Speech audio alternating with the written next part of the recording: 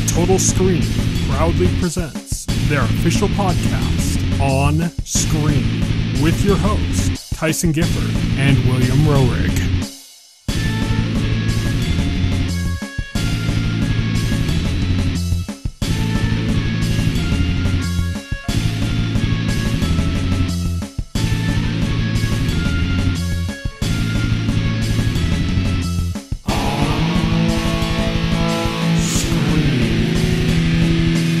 Hello, everybody, and welcome to On Screen, the official podcast of the Total Screen. My name is Tyson. My name is Will. And today, as usual, we are going to be talking about The Penguin and Agatha All Along. We do this every week since those shows started, and we will for the next couple of weeks as those shows continue. We've also got an On Beat section where we're covering quite a number of trailers that came out in the last week, and a few news stories as well. And then, of course, we have our On the Horizon section where we talk about what's coming up in the week ahead. And that's where we're going to start things off with our On the Horizon section. On the horizon. On the horizon. So this week, Carve is coming on Monday, October 21st on Hulu. We checked out the trailer. We didn't talk about it on the podcast, but we discussed doing it. That's the one, that's like the horror film about like the sentient pumpkin. Oh, yeah. The one like really goofy looking one. Yeah. Yeah. With the guy who runs the arcade in Stranger Things. Yeah. Yeah, that's coming on Monday, October 21st to Hulu. What We Do in the Shadows returns on Monday, October 21st on FX and Hulu the next day. Family Pack. That's the French Jumanji-like movie. Yeah. That's coming on Wednesday, October 23rd to Netflix. It's like Jean Reno's in it, I think. Mm-hmm. From The Professional. Canary Black. That is, the movie that stars Kate Beckinsale, and it's from the director of Taken, is coming on Thursday, October 24th to Amazon Prime. Like a Dragon Yakuza, the series, is coming on Thursday, October 24th to Amazon Prime. Star Trek Lower Deck is coming on Thursday, October 24th to Paramount Plus. Territory, which is kind of being billed as like an Australian Yellowstone, is coming on Thursday, October 24th on Netflix. Romance of the Three Kingdoms 8 remake is coming on Thursday, October 24th to PC, PS4, PS5, and Switch. And Romancing Saga 2, Revenge of the Seven, also a remake, is coming on Thursday, October 24th to the Nintendo Switch. That is quite the Thursday there. That is a very big Thursday. A very romance-heavy Thursday. Yeah. 2 games with romance in the title coming out on the same day. Both remakes of older games. Remake. Before, which is the Billy Crystal starring psychological thriller to Apple TV Plus, is coming on Friday, October 25th. Don't Move, which is the Sam Raimi produced horror film, is coming on Friday, October 25th to Netflix. He didn't direct it, but he produced it. They released a trailer for that at Geek Week. Call of Duty Black Ops 6 comes out on Friday, October 25th to PC, PS4, PS5, Xbox One, and Xbox Series X. And Sonic X Shadow Generations comes out on Friday, October 25th to PC, PS4, PS5, Xbox One, Xbox Series X, and Switch. Ease X Nordics comes out on Friday, October 25th to PC, PS4, PS5, and Switch. And Venom The Last Dance comes out on Friday, October 25th to theaters. So, pretty busy week. Lots of stuff. Lots of games. Lots of stuff happening. A fairly big movie, and lots of shows and stuff, too. Holiday season's in full swing, so there's gonna be a lot going on over the next 3 months. That Thursday, though, man, geez. Canary Black, Like a Dragon, Star Trek Lower Decks, Territory, Romance of the Three Kingdoms 8, Romancing Saga 2, all on one day. I'm looking forward to Romancing Saga 2 remake. That's gonna be good. I'm looking forward to Like a Dragon. I'm gonna check that out. Yeah, that's good. Hopefully gonna be a good show. Hopefully, yes. We'll see. Yeah, hopefully. But yeah, just a lot of stuff this week. Most of all, Carved. We have to see Carved. Yeah. The rest of our podcasts from this point out are all about Carved. It's gonna be the Carved podcast. Yes. We're on Carved. We're exclusively gonna be talking about Carved every week. Yeah, we're going to give you all the Carved coverage that you deserve. And yes, we are punishing you. That is it for our On the Horizon segment. Now we're moving on to On Beat.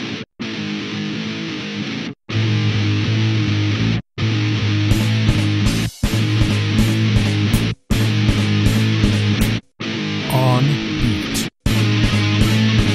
On Beat is our news segment. We've got 2 news stories and then quite a few trailers. We're going to start things off. Ready or Not is getting a sequel. It's in the works with Samara Weaving reprising her role from the original film. I don't quite know how to feel about this. It's the same writers. I didn't see any confirmation about if the directors are returning, but it's the same writers and it's the same lead character, but it's not really a movie that needs a sequel, you know? And, I'm kind of like, oh, where are they going to go with this? Like, I guess it could be interesting, but I don't know. I just have no idea. But, you know, they got the right people attached, so maybe it'll be good. Who knows? The first movie had some kind of lore that was kind of building up in the background and stuff. I wonder if they're going to dive deeper into that, but I don't know if it's necessary to do that. Like, it's not, I think they kind of covered their bases. It's not like, there's not like a lot of room for more stuff, you know? Like, it would almost feel kind of weird to come back to it, you know, with the way it ends. It's a cool ending and stuff. It just makes it go like, well, like, how do you pick this up again? Like, you put her in another situation like that? Like, wouldn't that just feel a little forced? I don't know. Maybe they're going to dive more into the lore. I don't know. But it's interesting that's in development, and it is a really good movie, the first one, so. Henry Cavill is set to star in a live-action Voltron movie being done by MGM. Like, I had no clue this was even a thing until I saw this. Yeah, same. And so what's funny is, like, this is the second casting news for this movie that came out this month. Yeah. Because I saw, like, the related stories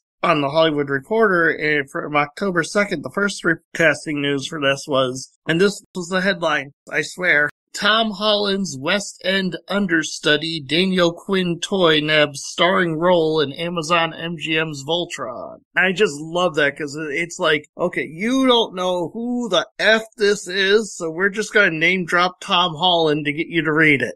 Just assume he's Tom Holland-esque. Yeah, right, yeah. Yeah. I just love that.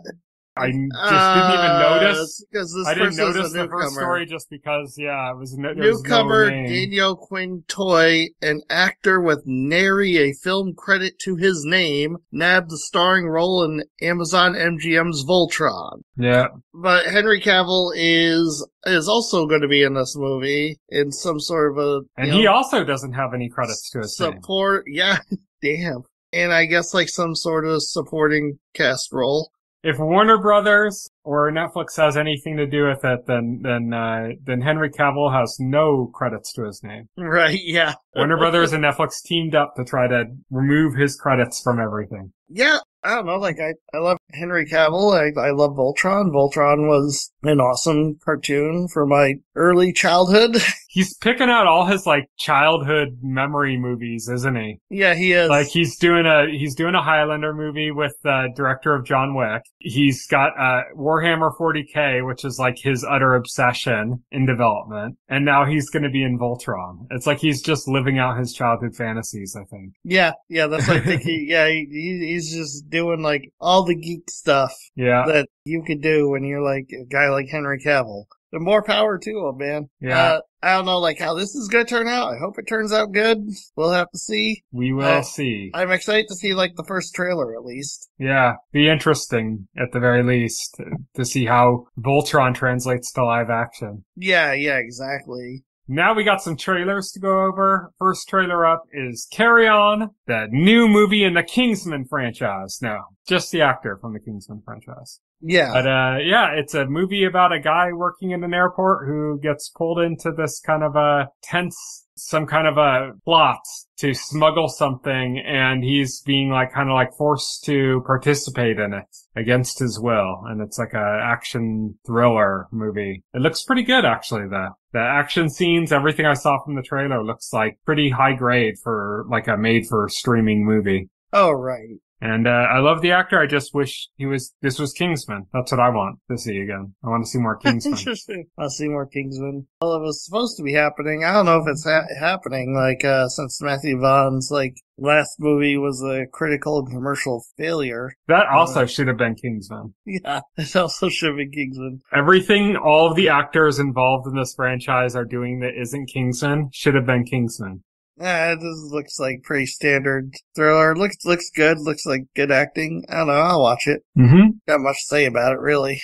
Next, we got a trailer for an almost Christmas story. This is a new animated movie. Looks like kind of a stop motion animation. Yeah, it's stop motion animation. Seems to be about a lost young owl and a lost young boy finding each other. And I guess they're just trying to get back to where they belong. And the forbidden romance that brews between them. Oh my god.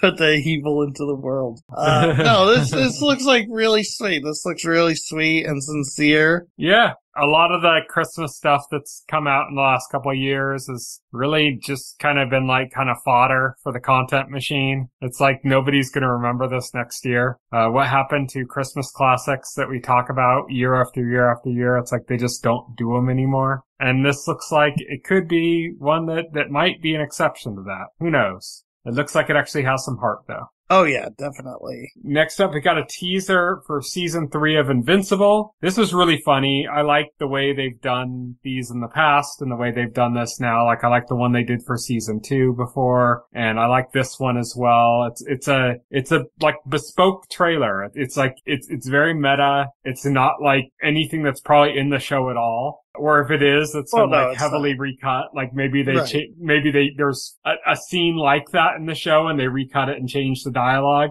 I don't know, but it's just kind of a cool, bespoke scene, basically, that's very meta about the making of the show, acknowledging that it's coming, next year and that, it's going to not have a, break between parts in the season. So the whole season's going to come out week to week, with no break, which is good news because that was a downer for a lot of people, including you. You were really not happy with the way it was split. Yeah, I mean, it just wasn't good. Yeah. The way they did it. Yeah. And so they keenly advertised that there would be no split in this season. So I thought that was a little funny kind of another meta joke in the trailer. Oh, yeah. Next up, we got a trailer for The Gutter, which has our favorite heavenly robot in it.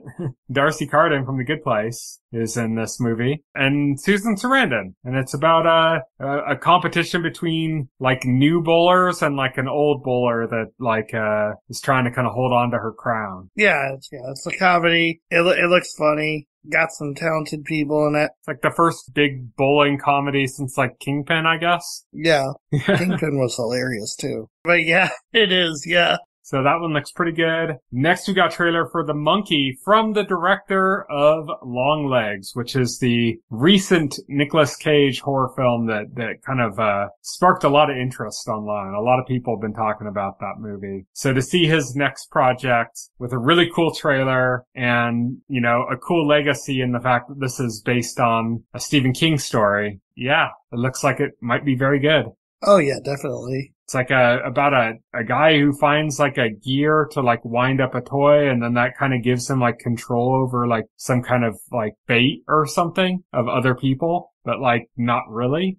He might try to meddle and things are just going to go very wrong, I guess. I guess that's kind of what it's going for, but it looks pretty interesting. The trailer looks very good. Next, we got a trailer for The Legend of Ochi, which I described to you as being very Nordic looking. This looks like a product of Sweden. What did you think of this trailer? It looked bizarre. It's obviously a kid's fantasy movie. Yeah. But it looks kind of strange. Willem Dafoe looks very, very silly in it. But he looks like he's having a blast. I don't know, it looks like a fun movie. Yeah, it looks like it could be a kind of fun, kind of family adventure movie. Fantasy adventure movie. Yeah, exactly. Next, we got a trailer for The Order. And, this is about a, neo-Nazi militia group and some people trying to stop them. Yeah, it's a very intense. Nicholas Hoult playing a neo-Nazi and Jude Law playing a federal agent that's pursuing him and his group. So yeah,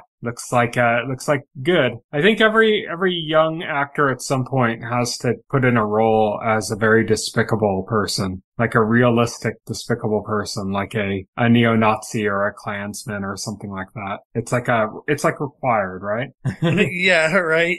And then last, we got a trailer for Claire Obscure Expedition 33. This is is this a PlayStation 5 exclusive? No, I believe that this is on Xbox as well. Okay, so this is a PC, PlayStation 5, Xbox game, I guess. It's like a Western-made JRPG. It's like a turn-based JRPG with like all the kind of the aspects that go into that, like the way that the menus work and stuff like that. Heavily inspired apparently by like classic Final Fantasy as well as like the Persona series, which you can really see like in the menus and stuff have kind of a bit of a kinetic look like the Persona series does. But it's like a Western game. It's not, it doesn't have that kind of anime aesthetic, Right. This was like a cast announced trailer, so they announced the cast for it, some big names attached to it. Gollum is going to be voicing a character. Oh, yeah, I saw like it's got Daredevil in it. Yeah, Charlie Cox and Charlie Cox, yeah. Andy Serkis. I was trying to think like Andy Serkis. Yeah, it's got some big name voice talent for that. Like, so like really cool. It looks fantastic. It's definitely like JRPG-esque. Yeah, like in vein. its kind of presentation, not like its visual aesthetic, but like in its presentation of like menus and the way the combat works and stuff. Yeah, the style of the gameplay. Yeah. It's like that, yeah. Yeah, so this was one of the more exciting reveals from one of the State of Play events, I believe, was where this was first shown, like last year, I think. So yeah, looking good. And that is it for our On Beat section, and that leaves only full spoilers.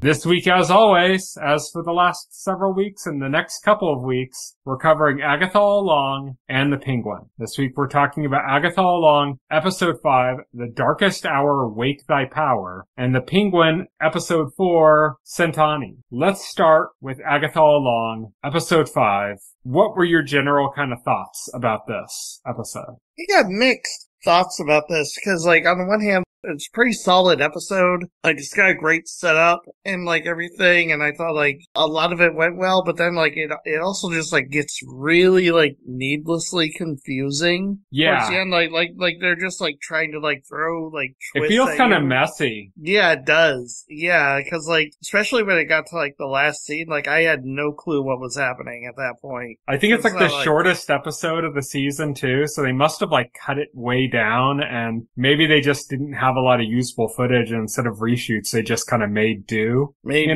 So there's a lot of stuff that just kind of happens, and it's like, I had to, like, watch some reaction videos of it and rewatch, like, a few scenes a few times just to kind of, like, wrap my head around some of the stuff that was happening towards the end of the episode. Because certain characters just kind of disappear. Yes. Like, Aubrey Plaza's character just kind of, like, all the characters kind of carry on into the final scene except her. She's just, like, not there. Yeah, she's gone in the final scene. Yeah, she's like weird. She's there, and then she's suddenly just not there. Like, there's no explanation. She's just, like, not there. Like, she was just not available for the end of shooting that episode. Yeah, it was very weird. Like, it just feels like, just kind of sloppy, like I said. It just feels like they were editing the episode and they realized that they had a problem, but they couldn't pull off some reshoots in time. Yeah, because, like, I'm kind of following it along, and I'm kind of like, okay, alright, okay. And then I'm like, wait, what? How did we get here? Yeah. Back up. That was it, Yeah, it's just kind of weird. The beats are there, and the beats are cool. The ending is great. Like, the last, like, shot of the episode is spectacular. The music choice to end the episode on, spectacular. It fits with everything. The music choice was terrible, but anyway. Yeah, it was awesome. Just hitting on that, you should see me in my crown. And then it pulls out and he's wearing the crown, the Wanda crown, it's like. That was way too on the nose. But yeah. It's on the nose, but in a good way. It's kind of like, it's one of those songs that, like, you could see being overused for that reason, but it works. Right. Like Right. how all those shows use that, like, off with your head. Yeah, Off yeah. with their head, you know, like Off the with your head. yeah, like I'm Gen pretty V sure that used was like it, you know, and Gen like, V. Yeah, that Gen V was in it. Pretty sure that was like in a Marvel show at some point. yeah, I'm pretty sure that was as well, but it's like, that's been used to death as like an episode ender moment kind of thing, yeah, you know? absolutely. But that's what I mean, like, that's very on the nose too. Oh, you know what they used on too is Chucky. That's right. Yeah, it was on Chucky. Yeah, you're right. The end of season 1. But it's like, again, that's a very on the nose, but it works. And I think this is like the same way. Like it works. It kind of has that. It has the right tone. I think like every episode has ended with a song that fits because it kind of feels witchy. You know what I mean? And I think Billie Eilish in general feels pretty witchy. So anything she kind of does has kind of a witchy sound. No, the big question is, were you surprised? No, we knew about it, but that's not, I don't think that's the fault of the show. I know, that's not criticism, I'm just asking. No, yeah, I knew about it. Just asking a question. Yeah, we already knew, this had been leaked, like, this is one of the first things we knew about the show. Yeah. It's just, it was leaked. I'm afraid people are going to hold it against the show, and it's like, that's not the show's fault that somebody leaked that. That wasn't officially released information. It was leaked, you know? Right. There isn't too terribly much they can do about that after that happens, you know? No, it's good. It's interesting, though. It's interesting to talk about the trial, because, like, I don't think that was Agatha's trial. They said it was, but, I mean, it doesn't make sense. Like, a lot of it doesn't make sense. Like, the thematic style of the different trials doesn't necessarily 100% fit. I knew you were going to say that. In the last episodes either, I don't think. Well, no, the last episode was literally... Yeah, but it doesn't, it fits thematically with the fact that her mom was a singer, but it doesn't fit her. Like, it doesn't thematically match her. Well, like, it has to but do, like, in the way, yeah. And then you go to like the first episode, or the first trial episode, I should say, and you have, Kitty's trial, and that thematically fit her character, but it didn't thematically fit an anxiety or a problem or something that she was hoping to address on it. So it's like different rules than the way that the next episode fit the other character. They never bothered to give her character any depth or anything. So I mean, that's but you see what I mean. It's like the rules for how an episode fits to a specific, or how a trial fits to a specific character, were different between each of the first two trials. Right. Like, they didn't follow the same rules to establish like that, you know? So I don't know. It's kind of, I think it's been off a little bit in that way the whole time. I mean, I don't too terribly mind that, you know? Right. I'm just trying to think of, like, what specifically, I mean, I think this fits teen more than it does Agatha, really. Yeah, I don't know how much maybe it's not even supposed to necessarily be very specific to a person, but more like influenced in that person's direction. Right. So, I don't know, but... Because, like, what was the trial? Also, like, it was very clearly not teen at the end, like, it was him, but because, like, one of the first things he mentions with the Ouija board, like when he's reading the rules, is, you know, don't use it alone. And then in the middle of the episode, he uses it by himself. And that's when he gets contact with, like, the Nicholas Scratch. Mm-hmm. So the thinking is, like after that point, he's possessed by Nicholas Scratch. That whole ending is weird, though. It's part of that confusing sloppiness that we talked about. Oh yeah, it definitely where it's like I couldn't tell if it is supposed to be him or not. I couldn't tell if it was really supposed to be Agatha or not that was like talking to him. Yeah. That was kind of weird too. Like the way she talked to him at that moment based on everything that led up to it. And then after he attacked her, the way she reacted to it was also weird based on what she had just said to him. Yeah, everything was weird. I don't know. Yeah. So I don't know if like everyone's under some kind of mental influence or something, and what we're seeing is kind of unreliable narrator-esque kind of stuff. And it's just we're experiencing confusion because we're supposed to, or if it's just because it's sloppy. I don't know. Yeah, I have no clue. It just kind of left me feeling like, I don't know. Just undecided about how I felt about the episode. It's like I said, the beats were all good. The beats of the episode were all good. It's just the way it's strung together felt like loose and weird. Yeah, it sure did. I blame the editing on that one. It seems like an editing issue. Yeah, it does. They didn't construct it well. Yeah, they had the guidepost, but they didn't, like, flesh out the road, so to Right, speak. right. Yeah, we got to see Agatha Harkness's mother again. We got to see him riding brooms. That was cool. I liked the shot of them That was on the cool, brooms. yeah. I liked the escape from the Salem 7. I liked the whole ritual of, like, trading brooms. I liked the shot of the moon. Even though, like, when you watch it again, when you see that scene again, it's very clearly like a 2D cutout that's just, like, scrolling across the moon. Oh, yeah. It's like a very, like, if you look at a still picture of it, it's like, oh, okay. It's just like a piece of art. It's not even, like, you know, meant to look realistic at all. It's weird. But, I love that shot of it when it happens in the episode, though. And yeah. But that's, I mean, pretty much it, I guess. We got to meet Agatha's mom again. We got to see some aspect, I guess, of Nicholas Scratch, Agatha's lost son. And it's just, like you said, it just kind of left us confused, like what's going on. Like, I'm looking forward to the next episode, and I'm hoping it clarifies some things. Yeah, same. No, I agree. But that is it for Agatha All Along, episode 5, The Darkest Hour, Wake Thy Power. And now we're going to move on to The Penguin, episode 4, Sentani, which is, I think, easily the best episode in the series so far. Oh, 100%. Oh, yeah, this was a showstopper of an episode. One of the contenders for, like, the best hour of television this year. Yeah, it jumps back to where the last episode ended. Like, it jumps back just a little bit before where that episode ended. Yeah. And kind of retreads that territory, but from a few different angles than what we had seen before. And so now we know kind of the reason why the Penguin was like, just leave her in that moment is because he was exposed. Yeah, he was exposed. Well, you get that moment, like, from Sophia's perspective. Mm-hmm. Or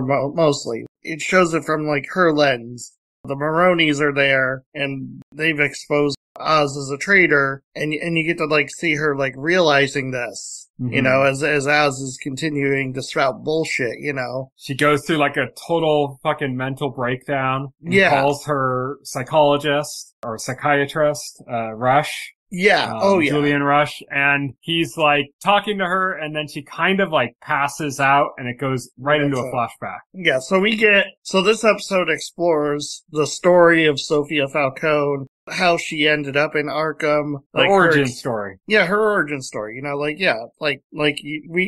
we go back to shortly before she ends up in Arkham, and it goes into the events of, like, okay, how exactly she ended up in Arkham, her experiences in Arkham, and how that shaped and changed her and made her, like, the person she is now. You know what's really clever about this episode? They pulled a really clever trick, which is they did the thing where they put all the clues in front of you. Some of the clues going all the way back to the Batman. Mm-hmm. And then you don't think about it. And then once the puzzle is solved, you're like, oh shit, that was like right in front of me this whole fucking time. How did I not get that? Right. How did I not see that coming? Cause she's the hangman. She's, accused of like, strangling all these people. Yeah, but it's Carmine was the hangman. And we knew that from the Batman. Yeah, he was doing that. Like, that was in that movie that he was like that he had a thing for strangling women. He has, Catwoman in the Batman movie is his like illegitimate child. Yeah. And not only did he try to strangle her, but he strangled her mom and he strangled her roommate. And it's just like all these things. Like, we had all the clues that if somebody strangling people, it was Carmine, you know? Like, yeah, and it's funny because, like, yeah, you know that about his character, right? You know he loves strangling people. He just can't get enough of it. And there's this person strangling women, and we just kind of accept, oh, it was Sophia Falcone, because that's what people said. Yeah. And so it's like, wait, you don't examine it. It's kind of like, it's a weird, like, Jedi mind trick they play on you. Yeah, and then it comes together, and you're like, holy shit, were they planning this from the time when they did the Batman? Like, when they made the Batman, was that, like, an element of the Batman that was done specifically for this? I don't think so. Or was it something they did and then they took that and used it for this? Oh yeah, I think it was an element that they took and used for because the story. It was in Penguin started going into development before the Batman was done filming. Right. Like, it was when it was in pre-production or something that the Penguin started pre-production. So, oh yeah. I don't know. Like, it's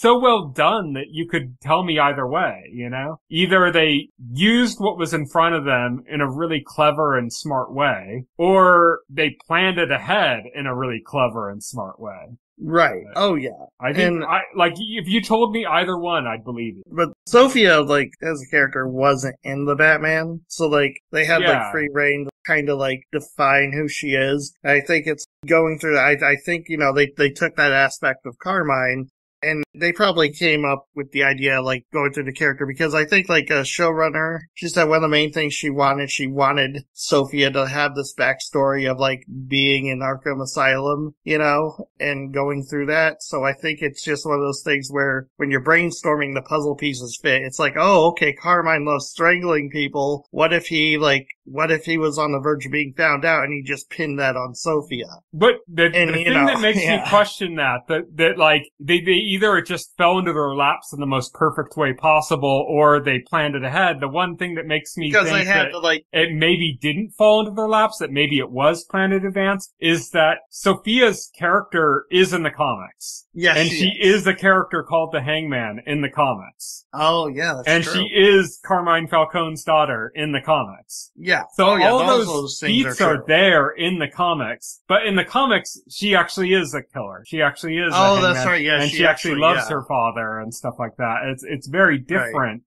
direction they took with it. But like those pieces of like her being a character who strangles people is in the comics. And then I don't think there was ever anything about Carmine Falcone doing that in the comics. I don't think so, no. That's the twist. Yeah, it's a twist. So it makes me go like, okay, like... very twisty. Exactly, like it's like, so did this fall into their laps in like the most perfect way possible, or did they plan that? You know, either way it's impressive. Like it's not like you can go, oh, maybe they didn't plan it all along, so I guess it's not impressive. No, either way it's impressive. Either way it's a feat of creative storytelling. It's just, I wonder, like, what order this fell into place with. I'm curious about that. Like, I wonder if they were going to have Carmine Falcone kill the characters that he did in The Penguin, and then they were in The Batman, and then simultaneously they were developing the show, and they talked about what they were going to do with the Hangman character with Sophia, and then they said, why don't we have Carmine strangle these characters? As like, wait, like I wonder, like, how this came together with those two different elements, you know? Well,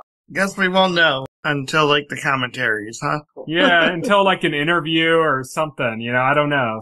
Something might come out about it eventually, but I thought it was incredibly clever. I think that was, like, kind of the linchpin of the episode that made it really work for me. The strongest part for me was that aspect. And just kind of her Arkham experience and like the idea that she went into Arkham as an innocent person and was there for 10 years of just utter brutality in her treatment. Which is very similar to, like, I don't know if you've watched kind of period-paced movies that have anything to do with, like, an asylum. There's a movie called Changeling with, like, Angelina Jolie that's got, like, a similar kind of horror, you know, like the scene in this where she's taken into the asylum and, like, stripped down and, like, you know, just invaded. And there's a scene very similar to that in the movie The Changeling with Angelina Jolie that, like, really struck me when that movie, and it just struck me just as hard in this show. But I mean, that's something that really happened. I mean, women were institutionalized that weren't crazy, and they were treated like that, you know? I mean, that really did happen in history. So it's not like they're ripping off The Changeling or something. It's like they're just both playing on the same facet of actual history.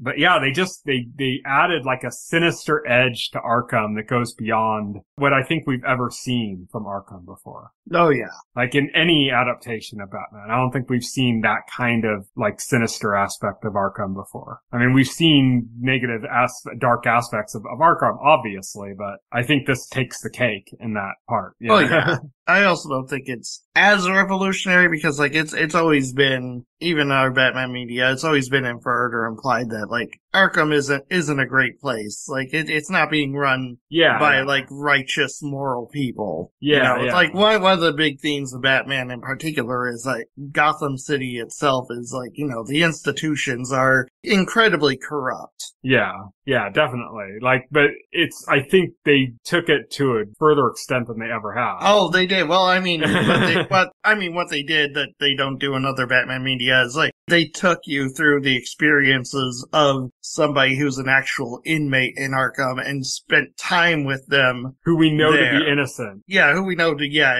exactly. But, like, we spent time with an inmate in Arkham rather than just, like, a quick scene or something of, like, a villain getting, like, abused or something. Like, we live there with Sophia for, like, the majority of the episode, and so it's a lot more harrowing as a result. Yeah. Because you get a deeper understanding of what goes on there. And we only got, like, a tiny portion of her time there. Yeah. Oh, I mean, yeah. It was because relatively... she's there for 10 years, you know? Yeah. I mean, it's an hour-long show, you can't... And I mean, the flashback in its entirety is probably half the episode. Yeah, because, like, there's the other half, like, where she's, like, she's getting her revenge. Which was beautiful. That whole scene was amazing. Oh, yeah. Yeah, that was amazing. That yellow dress, just chef's kiss. Yes. Just a stunning episode, just really well put together. Really bold, big move at the end. Really cool hidden trick with the whole hangman thing that we talked about already. Oh, yeah. Really awesome the way they depicted Arkham in such a dark way, like, I mean, again, Arkham's always been a dark place, but just taking it to like a whole other level. It's just, I mean, this was just a stunning episode of television. Oh, yeah. It's funny because, like, I was told, like, I saw people, like, say, like, this one was something special before it aired. I had no clue, what to expect going in. And I was just blown away. Peak TV right here. I'll say one thing, and that is that Kristen Milioti she's fantastic. He's going to be on a lot of my short list when we get to the end of the year. Oh yeah, for like our awards, and stuff like well deserved. Her character, the actress, that's going to be at the top of my mind for a lot of those categories. Oh yeah, because she's fantastic. It's been a long time coming because she's been like consistently solid in everything she is, and she's just killing it in the show. She's killing it. She was doing a really good job of playing a crazy character that it's kind of unpredictable when we first saw her in the show. And then this episode introduces us to a completely different version of that character. Yeah. Just completely different. Like going from a character that's like intimidating on screen and unpredictable and kind of scary because you don't know what she's going to do or how she's going to react, to this character that's just, it's not intimidating at all and that you feel like completely compassionate towards. And then like merging those two and showing how that works and then taking it to the next level when she enacts her plan, It's just, I just can't speak well enough about it. It's an amazing episode. This might push Penguin to giving Shogun a run for its money this year. Oh yeah. I mean, those are the contenders right now in my mind. Yeah, totally. But that is it, I believe, for the Penguin, unless you have anything else to say. No, I think we covered everything. Yeah, so that is it for the Penguin this week. Stay tuned next week. We're going to continue our discussion of Agatha All Along and the Penguin. Hopefully we get some more concrete answers on Agatha All Along and a better understanding of what exactly is going on there. And I just can't wait to see more of Sophia Falcone in the Penguin, man. It's so good. Oh yeah. But that's it. So thank you everybody for listening. You can follow me on Twitter. I'm at Tyson Gifford. You can follow Will. He is at Voxel Hero. You can check out our website, thetotalscreen.com. If you go to our website and open up a container story for any of our podcast episodes and scroll down to the last paragraph, you'll find all of the relevant links to our SoundCloud page, our RSS feed, all of our social accounts, all that stuff's there. So check that there. You can also subscribe to the podcast through your favorite podcast client of choice, like Apple Podcast or Pocket Cast. And the entire backlog of our podcast is available on our YouTube channel. Again, links in the container story for this podcast episode on our website, thetotalscreen.com. But all of our podcast episodes are on our YouTube channel, as well as additional content, including our entire last podcast. All 300 episodes of the weekly set are there. And other episodes we've done videos discussing individual episodes of Hannibal week to week for like season 3, I believe, and for Game of Thrones and stuff. So all of that stuff is there, so you can check that out. But until next week, thank you everybody for listening. Good night. Good night. Thank you for listening to the OnScreen podcast, the official podcast of The Total Screen. Visit our website at thetotalscreen.com. This podcast can be found on any major podcast client, including Pocket Cast and Apple Podcast. The entire backlog of this podcast and other content can be found on our YouTube channel.